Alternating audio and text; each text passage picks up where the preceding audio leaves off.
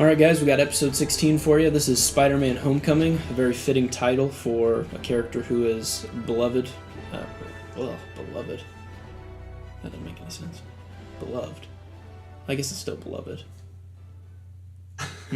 Anyway, a character who is beloved by most Marvel fans. Everybody, basically. Spider-Man's the man. I think he's like the third most popular superhero ever. So, he's finally back under the MCU banner.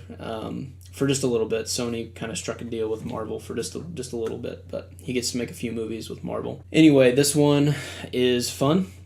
We get to see some callbacks to Avengers in the Battle of New York. We find that this guy, the bad guy, the Vulture, ends up getting all of his tech from the Chitauri army that left all of their weaponry and stuff in the Battle of New York. So it ties back to that, and then we kind of have like an 8-year time jump because Peter would have been like a kid at that point. Now he's like 16.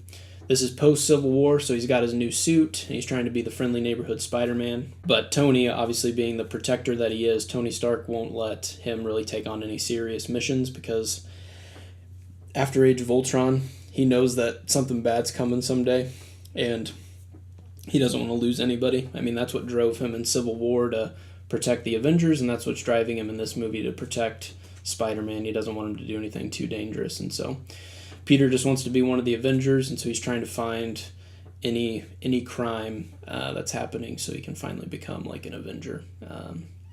So this plays off when he finally is going to prom with this girl that he's kind of had a crush on, and turns out that her dad is the Vulture. Michael Keaton plays the Vulture, but he has to give Peter the talk, and they kind of know who they are. And this is my favorite part about Spider-Man is all of his villains are somebody that he knows in the real world, and then he has to fight them in kind of the superhero world. It's kind of funny. So like if you read any of his comic books, he's like fighting his chemistry teacher or his like college professors or anybody, but like they all seem to be connected. They're either his best friend's dad or his teacher or something. It's just that's what makes him so relatable. He's very grounded. All of his stuff kind of is funny. He has to work on his chemistry test, but also save New York. You know, it's just he's a fun character. So they've paid true homage to kind of the Spider-Man that I grew up reading about. So he finally does take on the Vulture and win, and kind of proves himself to be able to do more. And